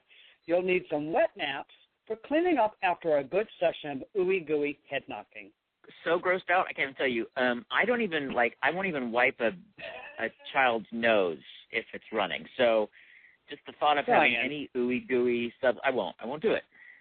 Did your mother wipe your nose as a child? Of course she did. But okay, then why wouldn't you wipe a child's nose? She's a good person. I'm a terrible person. Yeah, this is an aha moment on OMTG. Brian Beacock will not wipe a child's nose. No. I've always said that my least favorite sounds are bouncing basketballs, telephones, and the laughter of children. But that's just me. You're one step away from a serial killer. Let it be known. No. Okay. Number 5, water. Water. The Surgeon General recommends 6 to 8 cups of water a day on average.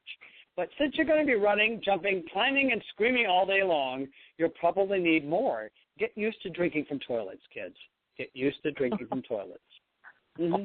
So not only do you not like to wipe a child's nose, I bet drinking from a toilet has got to be right up there for the both of you. I mean, what is this, Jersey? Hey. Yeah, that's... Hey. It could be. It could be. Yeah, water's essential. I mean, this is almost like an earthquake kit, but in North Hollywood. It's kind of what it sounds like. Yeah. Because, after seeing, the premiere episode of Acting Dead and those dry bagels, water sounds like a really good idea.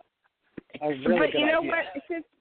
If we go back to McCracken, drinking from the toilet's not bad if you think about drinking from the tank, not the bowl. Thank you. You know your plumbing. Your house. I love it. Know your plumbing, kids. Know your plumbing. Now, number 6 on our list of the 10 essentials for surviving this zombie apocalypse has to do with clothing. Bandana. Have a bandana. The average American weighs 170 pounds.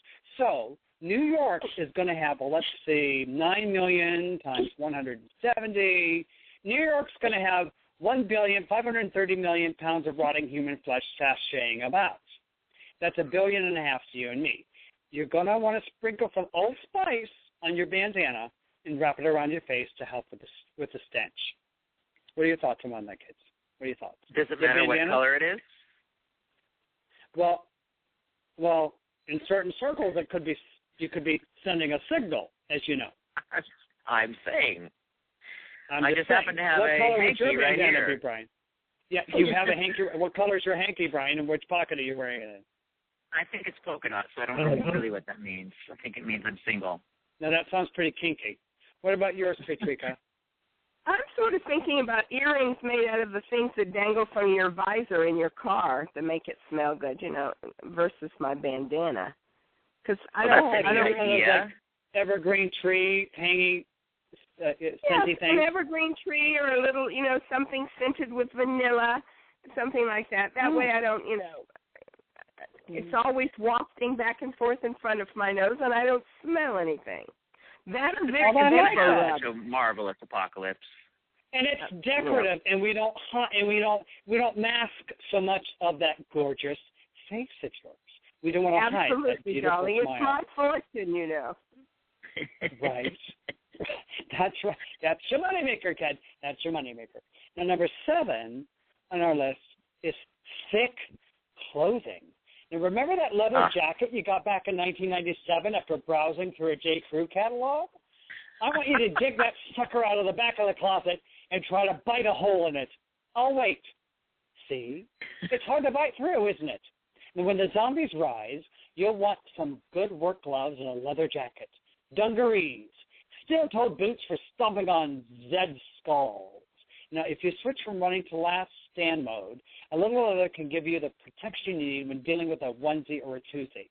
Now, a little protection can give you enough time for your buddy to brain Mr. Choppers while he's gnawing on your forearm. Any more than 2 zombies, your best bet is to hunch over in a protective ball, place your head between your legs, and give your gluteus maximus one last smooch in thanks for all the good times.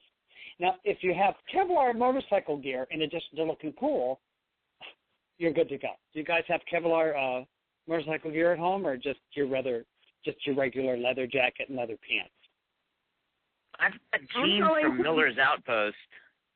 I'm going to the museum and get some chainmail. That's great. Oh, okay. Oh, yeah, because that will hurt. Yeah. That's a good idea. Just make sure the teeth don't get through the chainmail, honey. You don't want to break the skin. Do not break the skin. Not a good. No, I did an Axl Rose musical, so I do have leather chaps, but I feel I'm going to be, left wide open in the front and the back. Yes, they are. Chaps? Oh, yes. Oh, you're in trouble now, kid. That's I'm the doomed. first place they're going to go. You're doomed. I'm going to have a terrible end, as they say. Well, you've got a very nice end, but it will be a terrible end in the end, so to speak. So, Now, number 8 on our list is defensible position. Walmart, Target, the mall, whatever you do, don't go to a large retail outlet in hopes of living out your Dawn of the Dead consumer fantasy. That's where stupid people go, yes, and stupid people usually become zombies. They're halfway there after all. No, what you need to do is find a defensible building, hopefully brick, with a few windows, old WPA buildings, dams, power stations, water treatment plants, anywhere that the government might have beefed up security after 9/11. 9/11 that would be. Get yourself to a defensible position first. Worry about food and water later. What are your thoughts about that defense? What's your defensible position, Patrika? Don't say a cocktail in your hand and the other hand out. What's your defensible position? My defensible position is to find some big, huge guys that have got on chainmail and big, huge swords and guns, and just do them so they'll take care of me, baby. Oh, I like the way you think. Brian, what's your defensible position? And don't say with your back turning your head over your shoulder. No, I'll go to the AGFA office because no one goes there. That would be great. Oh, that's terrible. That's terrible. Oh, my God. I could live there for years. Honey, you have to put that in the second season of Acting Dead. My God. That's where you go to survive the zombie apocalypse. That's right. That's brilliant. Or a vending machine factory. Oh my God, I love it. Oh no. Moving on. Number 9 on our list of the 10 tips for surviving the zombie apocalypse is a pistol. You've been bitten. Yes, that's right. We spare all expenses. Once again, we have a $1.99 budget, and we end up with change in our pocket at the end of the night here on the show. Now, a pistol. Yes, a pistol, yes. Number 9. You've been bitten by the dead girl in the garage. Now, of course, she didn't need your help. She was just hungry for living flesh. Now, if you don't have much time left before your husband starts resembling a talking sirloin steak, you're going to have to take yourself out. I'm afraid you're going to have to do that. You'll want a large enough caliber to make sure your noggin is vaporized. Place the barrel on your soft palate, pointing toward the ceiling, and give it a squeeze. Your loved ones will thank you for not having to shoot you themselves. Well, some of them anyway. So, what are your thoughts on that one? It's a little grotesque, that one. It's a little. The end is nigh, kind of. It's true. It is so. What if you got bit? What would you do? What if you got bitten, Brian? What would you do? Gosh, by a zombie. That's definitely when I would head to my agent's office. Get that work done.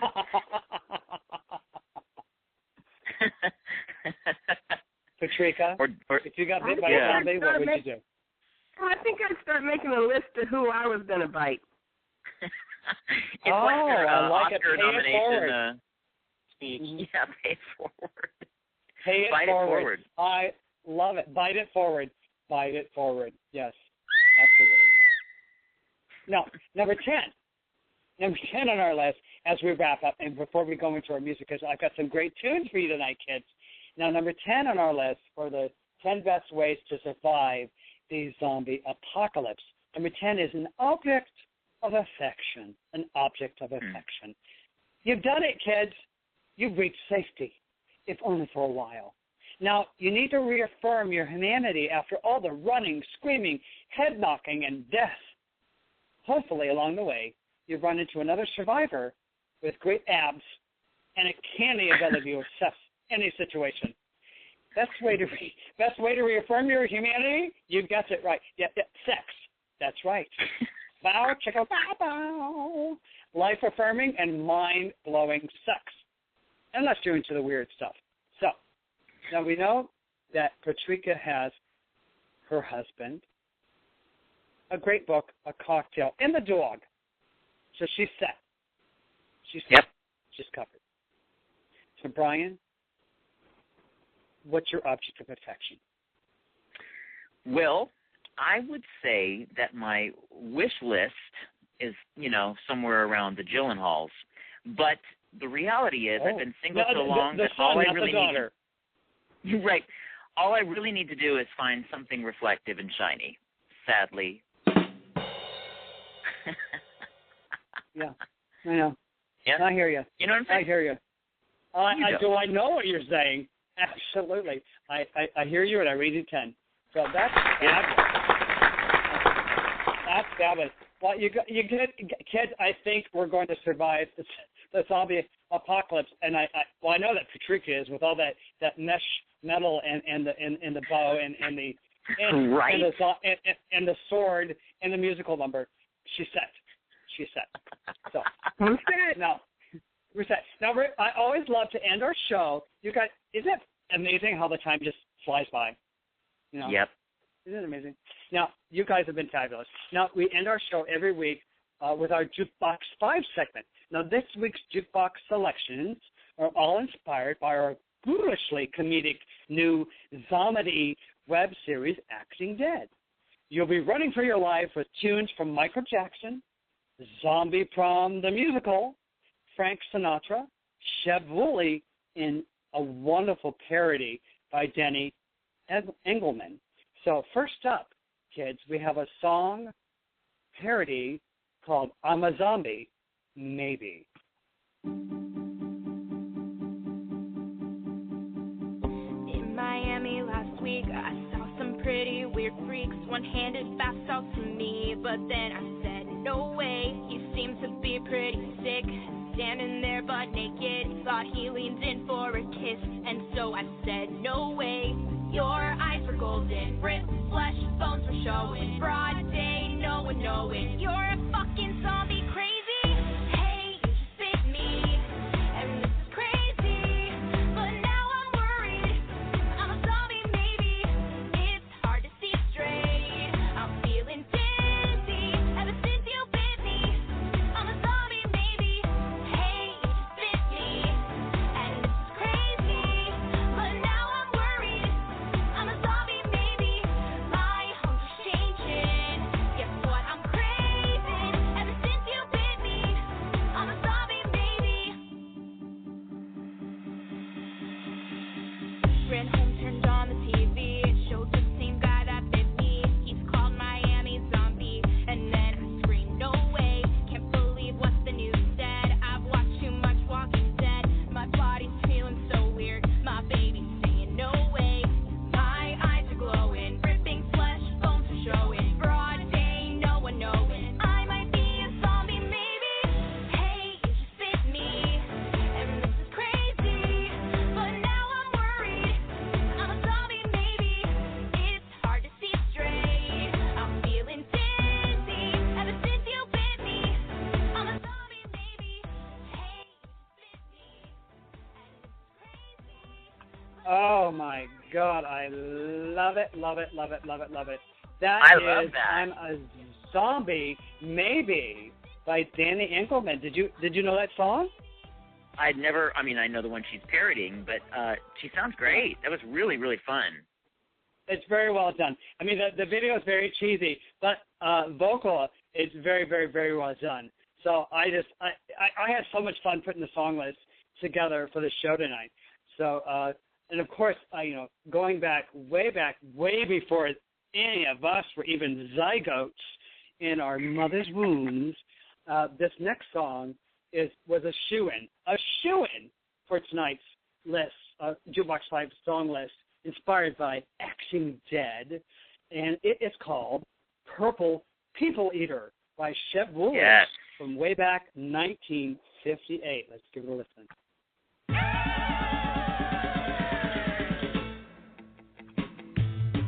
Well, I saw the thing coming out of the sky. It had one long horn, one big eye. I saw Mr. Shaking and I said, ooh-wee. It looked like a purple people eater to me. It was a one-eyed, one-horned, blind purple people eater. One-eyed, one-horned, blind purple people eater. A one-eyed, one-horned, blind purple people eater sure looked strange to me. One-eyed? Well, he came down to earth and he lit in the tree. I said, Mr. Purple People Eater, don't eat me. I heard him say in a voice so gruff, I wouldn't eat you 'cause you're so tough. there was a one-eyed, one-horned, flying purple people eater. One-eyed, one-horned, flying purple people eater. One-eyed, one-horned, flying purple people eater. Sure looks strange to me. I said, Mr. Purple People Eater, what's your line? He said, it's eating purple people in the shortest time. But that's not the reason that I came to land.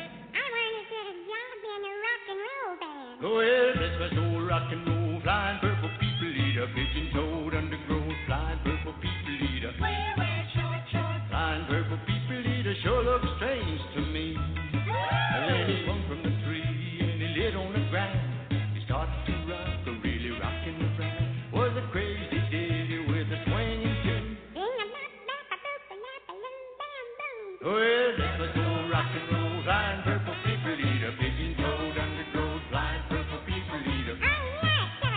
Flying little people eater sure looks strange to me. And then he went on his way, and then what do you know? I saw him last night on a TV show. He was blowing it out, really knocking them dead, playing rock and roll music through the horn in his head.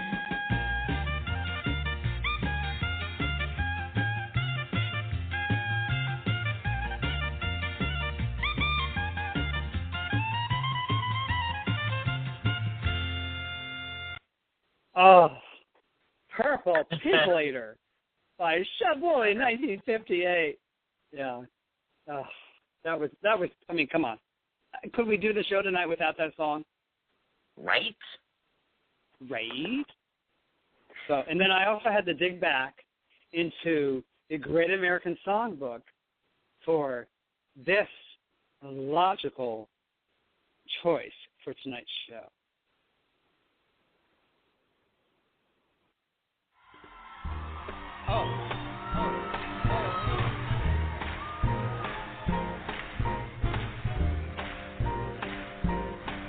I have got you under my skin.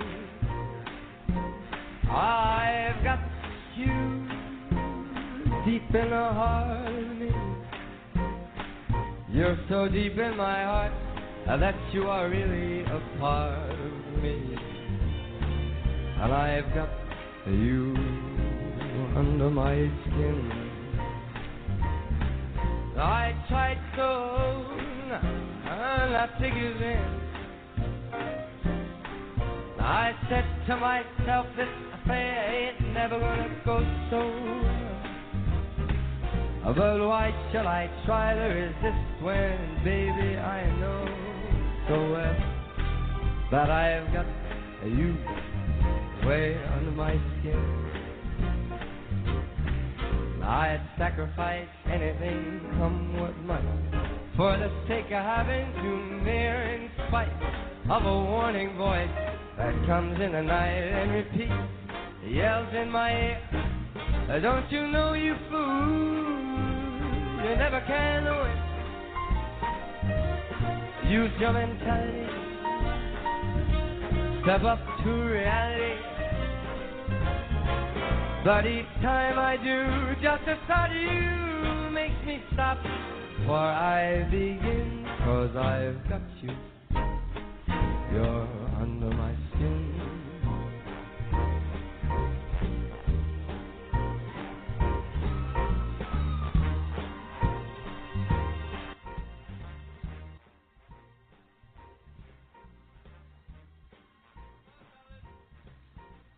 Oh, I love it. I love it. Brian and Patrika, I've got you under my skin. Oh.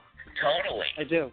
You're there. Totally under my skin. And not just because you're chomping on me, because you're zombies.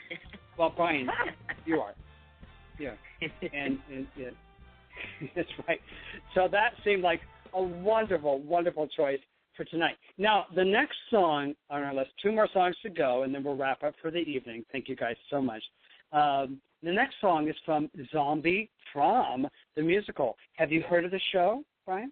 I have. It's what year was that? Was that late 80s or early 90s? That was mid-90s, about 95. A good friend of mine, I was living in New York between 94 and 96, And a good friend of mine, the late, unfortunately, he has passed away, Randall Reggett was a dear friend. He was producing theater there in New York, and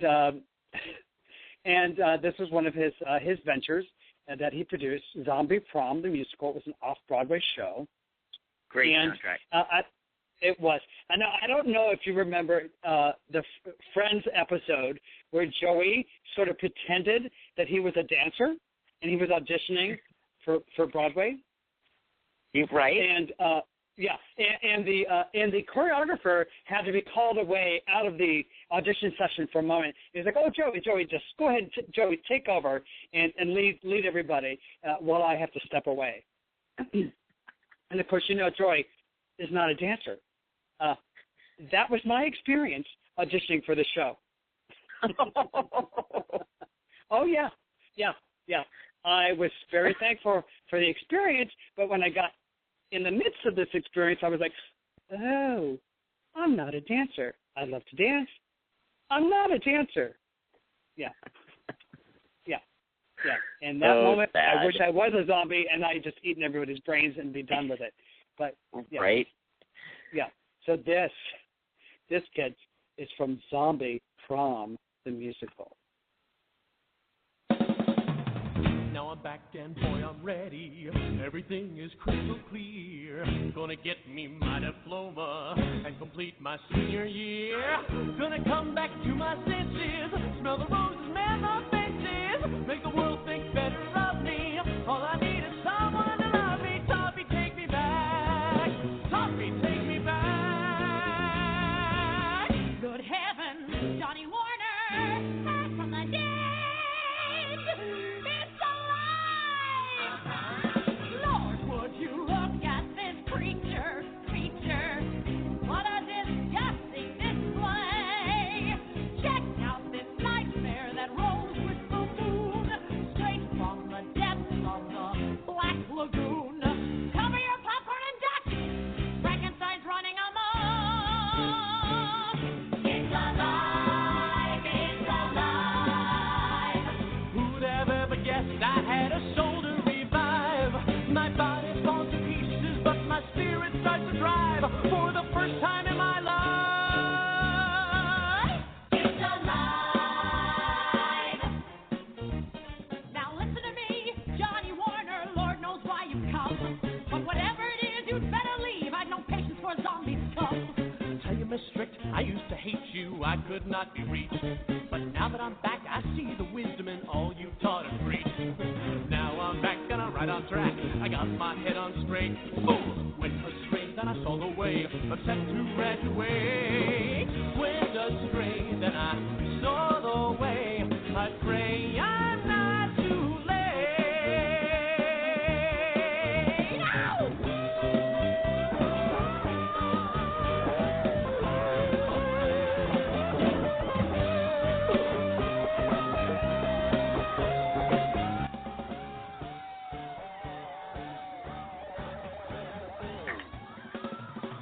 Zombie Prom, the musical.